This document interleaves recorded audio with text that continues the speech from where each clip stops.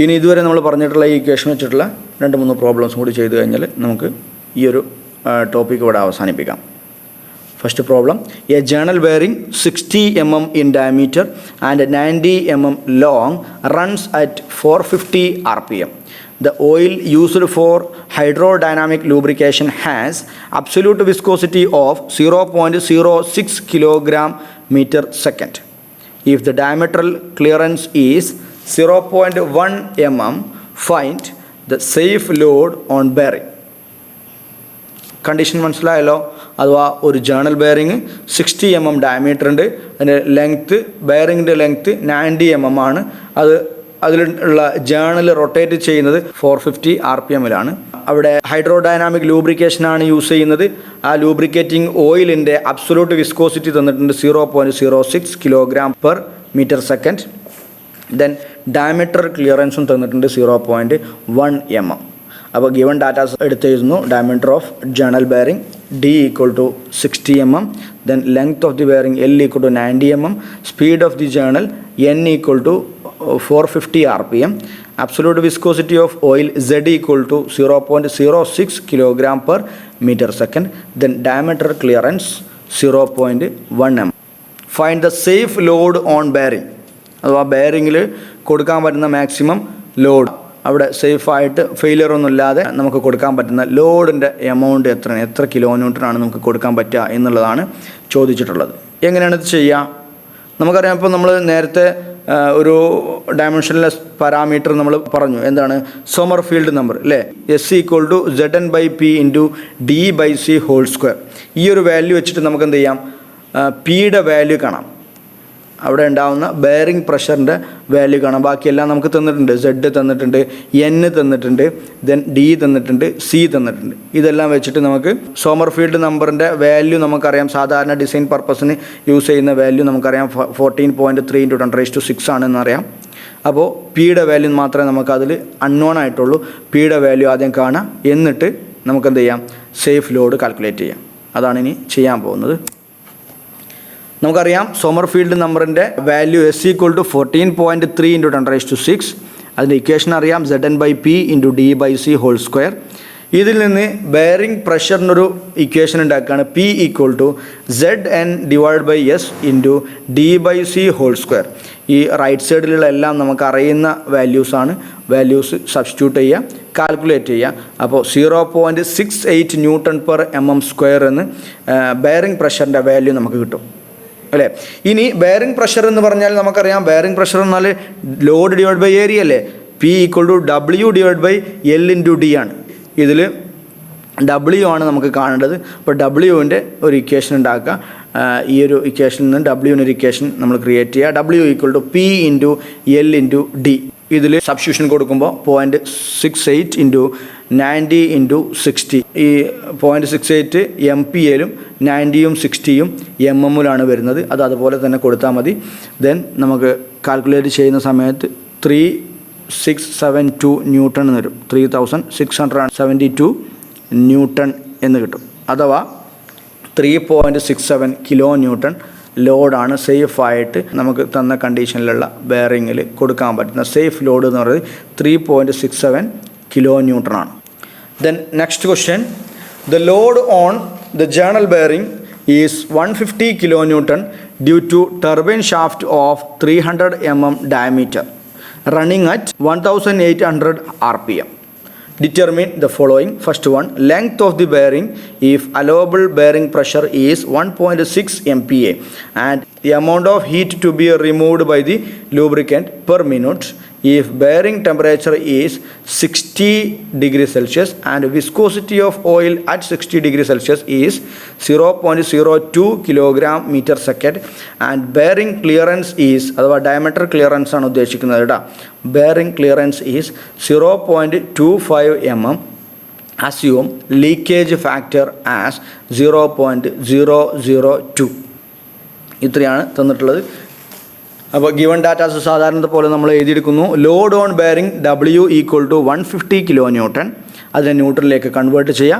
Then diameter of turbine shaft D = 300 mm, അതിനെ മീറ്ററിലേക്ക് convert ചെയ്യുക. 300 × 10⁻³ metre.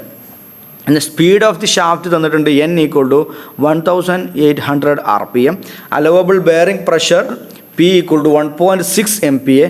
അതിന് എം പി എൽ തന്നെ ഇട്ടാൽ മതി, അല്ലെങ്കിൽ ന്യൂട്ടൺ പെർ എം എം സ്ക്വയറിൽ കാണിക്കാം. Then temperature of the bearing TB equal to 60 degree Celsius. Then viscosity of oil at 60 degree Celsius, Z equal to 0.02 kilogram per meter second. Then bearing clearance അല്ലെങ്കിൽ diameter clearance ആണ് ഉദ്ദേശിക്കുന്നത്, C equal to 0.25 mm. Leakage factor K equal to 0.002. അപ്പോൾ ഇതിൻ്റെ condition മനസ്സിലായല്ലോ. ഒരു journal bearing 300 mm ഷാഫ്റ്റാണ്, അതിൽ rotate ചെയ്തുകൊണ്ടിരിക്കുന്നത് 1800 RPM-ലാണ് rotate ചെയ്യുന്നത്. അവിടെ ഒരു ലോഡ് വരുന്നുണ്ട്, ലോഡിൻ്റെ വാല്യൂ തന്നിട്ടുണ്ട് 150 kN ആണ്. ഓക്കെ, അപ്പോൾ അങ്ങനെയാണെന്നുണ്ടെങ്കിൽ ഇവിടെ ബെയറിംഗ് പ്രഷർ 1.6 MPa ആണെങ്കിൽ ലെങ്ത്ത്, ബെയറിങ്ങിൻ്റെ ലെങ്ത്ത് എത്ര എന്നുള്ളതാണ് first question. Okay, then second question വരുന്നത് ബെയറിംഗ് ടെമ്പറേച്ചർ, ബെയറിങ്ങിലെ സർഫസിലുള്ള ടെമ്പറേച്ചർ എത്രയും തന്നിട്ടുണ്ട്, അവിടെ കൊടുക്കുന്ന ഓയിലിൻ്റെ വിസ്കോസിറ്റി തന്നിട്ടുണ്ട്, അവിടെയുള്ള ലീക്കേജ് ഫാക്ടറും അതേപോലെ ഡയമീറ്റർ ക്ലിയറൻസും തന്നിട്ടുണ്ട്. അങ്ങനെയാണെന്നുണ്ടെങ്കിൽ അവിടെ എത്ര ഹീറ്റ് എനർജിയാണ്, എത്ര ഹീറ്റാണ് ലൂബ്രിക്കൻ്റ് റിമൂവ് ചെയ്യേണ്ടത് എന്നുള്ളതാണ് അടുത്ത ക്വസ്റ്റ്യൻ. എങ്ങനെയാണ് ചെയ്യാൻ നോക്കാം. നമുക്കറിയാം ബെയറിംഗ് പ്രഷറിൻ്റെ equation P equal to W/L into D ആണ്. ഇതിൽ നിന്ന് നമുക്ക് length of the bearing, first ക്വസ്റ്റ്യൻ്റെ ആൻസർ നമുക്ക് വളരെ സിമ്പിളായിട്ട് കിട്ടും. എല്ലിനൊരു ഇക്വേഷൻ ഉണ്ടാക്കുക, L equal to W/P into D. ഇതിൽ റൈറ്റ് സൈഡിലുള്ള എല്ലാം നമുക്ക് തന്നതാണ്, അതിൽ സബ്സ്റ്റിറ്റ്യൂഷൻ കൊടുക്കുക. 150 × 10⁻³ / 1.6 × 300, that is 312.5 mm. Length of the bearing എന്ന് പറയുന്നത് 312.5 mm എന്ന് നമുക്ക് കിട്ടും.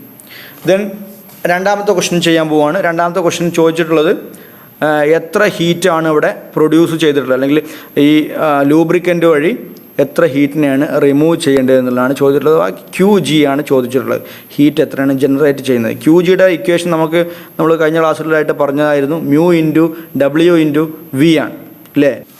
ഇതിൽ V എന്ന് പറഞ്ഞാൽ നമുക്കറിയാം റബ്ബിംഗ് വെലോസിറ്റിയാണ്. വിയുടെ ഇക്വേഷൻ πdN/60 ആണ്. ഇതിൽ സബ്സ്റ്റിറ്റ്യൂഷൻ കൊടുത്തു കഴിഞ്ഞാൽ നമുക്ക് വിയുടെ വാല്യൂ കിട്ടും. സബ്സ്റ്റിറ്റ്യൂട്ട് ചെയ്യുക, πdN/60 സബ്സ്റ്റിറ്റ്യൂട്ട് ചെയ്ത് കഴിഞ്ഞാൽ അതിൻ്റെ വാല്യൂ കാൽക്കുലേറ്റ് ചെയ്യുമ്പോൾ 28.27 m/s എന്ന് കിട്ടും. അപ്പോൾ ആ വാല്യൂ നമ്മൾ QGയുടെ ഇക്വേഷനിലേക്ക് കൊടുക്കണം. പക്ഷേ ഇവിടെ മ്യൂ എന്ന് പറയുന്ന കോഎഫിഷ്യൻ്റ് ഓഫ് ഫ്രിക്ഷൻ്റെ വാല്യൂ നമുക്ക് തന്നിട്ടില്ല. ഇനി കോഎഫിഷ്യൻ്റ് ഓഫ് ഫ്രിക്ഷൻ്റെ വാല്യൂ നമുക്ക് കാണണം. കോഎഫിഷ്യൻ്റ് ഓഫ് ഫ്രിക്ഷൻ കാണാനുള്ള ഇക്വേഷൻ, മക്കീസ് ഇക്വേഷൻ നമുക്ക് കിട്ടും അല്ലേ. ബാക്കി എല്ലാ കാര്യങ്ങളും തന്നിട്ടുണ്ട്. കോഎഫിഷ്യൻ്റ് ഓഫ് ഫ്രിക്ഷനെ ഡിപ്പെൻഡ് ചെയ്യുന്ന ബാക്കി പാരാമീറ്റേഴ്സിൻ്റെ വാല്യൂസ് എല്ലാം നമുക്ക് തന്നിട്ടുണ്ട്. അപ്പോൾ മക്കീസ് ഇക്വേഷൻ യൂസ് ചെയ്തിട്ട് നമ്മൾ കോഎഫിഷ്യൻ്റ് ഓഫ് ഫ്രിക്ഷൻ്റെ വാല്യൂ നമ്മൾ കാണാൻ പോവുകയാണ്. മക്കീസ് ഇക്വേഷൻ നമുക്കറിയാം, μ equal to 33/10⁸ Zn/P into D/C plus K. ഇത് റൈറ്റ് സൈഡിലുള്ള എല്ലാം നമുക്ക് പ്രോബ്ലത്തിൽ തന്നതാണ്, ഗിവൺ ഡാറ്റയിലുള്ളതാണ്. അപ്പോൾ അതെല്ലാം സബ്സ്റ്റിറ്റ്യൂട്ട് ചെയ്യുക, കാൽക്കുലേറ്റ് ചെയ്ത് വരുമ്പോൾ 0.011 എന്ന് കിട്ടും. അഥവാ ഈ ഒരു കണ്ടീഷനിലുള്ള കോഎഫിഷ്യൻ്റ് ഓഫ് ഫ്രിക്ഷൻ്റെ വാല്യൂ ആണ് 0.011. അപ്പോൾ ഈ കോഎഫിഷ്യൻ്റ് ഓഫ് ഫ്രിക്ഷൻ്റെ വാല്യൂ അതേപോലെ റബ്ബിംഗ് വെലോസിറ്റിയുടെ വാല്യൂ നമ്മൾ heat ജനറേറ്ററിൻ്റെ ഇക്വേഷനിലേക്ക് QG equal to μ/W/V എന്ന് പറഞ്ഞ ഇക്വേഷനിലേക്ക് സബ്സ്റ്റിറ്റ്യൂട്ട് ചെയ്യുമ്പോൾ 4664.5 J/s എന്ന് കിട്ടും. ഒരു സെക്കൻഡിൽ അഥവാ വാട്ട്, അവിടെ നമുക്ക് വാട്ടായിട്ടാണ് കിട്ടുക. നമുക്ക് ചോദിച്ചിട്ടുള്ള ഒരു മിനിറ്റിൽ എത്ര ഹീറ്റ് റിമൂവ് ചെയ്യണം ലൂബ്രിക്കൻ്റ് കൊണ്ട് എന്നുള്ളതാണ്. അപ്പോൾ നമ്മൾ അതിനെ മിനിറ്റിലേക്ക് കൺവേർട്ട് ചെയ്യണം. എന്താണ് മിനിറ്റിലേക്ക് കൺവേർട്ട് ചെയ്യുക? 60 കൊണ്ട് ഇൻറ്റു ചെയ്യാം. 4664.5 × 60 നമ്മൾ ചെയ്തു വരുമ്പോൾ 2798.73 kJ/min എന്ന് കിട്ടും. ഓക്കെ, ജൂൾ പെർ മിനിറ്റിനെ കിലോ ജൂളിലേക്ക് കൺവേർട്ട് ചെയ്ത് കാണിച്ചതാണ്. 2798.73 kJ/min. അഥവാ നമ്മൾ ചോദിച്ചിട്ടുള്ള രണ്ടാമത്തെ ക്വസ്റ്റ്യൻ്റെ ആൻസറായി ഒരു മിനിറ്റിൽ 2798.73 kJ ലൂബ്രിക്കൻ്റ് വഴി ഹീറ്റ് റിമൂവ് ചെയ്യണം. എന്നാൽ മാത്രമേ അത് സേഫായിട്ടുള്ള ഡിസൈനിങ് ആവുള്ളൂ. അപ്പോൾ ഇതോടുകൂടി നമ്മുടെ ബെയറിംഗ് എന്ന് പറയുന്ന സെഷൻ ഇവിടെ അവസാനിക്കുകയാണ്. ഇനി നമുക്ക് അടുത്തതായിട്ട് വരുന്നത് ക്യാമാണ്. ക്യാം ക്ലാസിഫിക്കേഷൻ ദെൻ ഫോളോവറിൻ്റെ ക്ലാസിഫിക്കേഷൻ, ദെൻ ക്യാമ്പ് പ്രൊഫൈൽ വരയ്ക്കാനുള്ള കാര്യങ്ങൾ, ഇങ്ങനെയുള്ള കാര്യങ്ങളൊക്കെയാണ് നമുക്കിനി അടുത്ത സെഷനിൽ വരുന്നത്. അപ്പോൾ അടുത്ത ക്ലാസ്സിൽ വീണ്ടും കാണാം.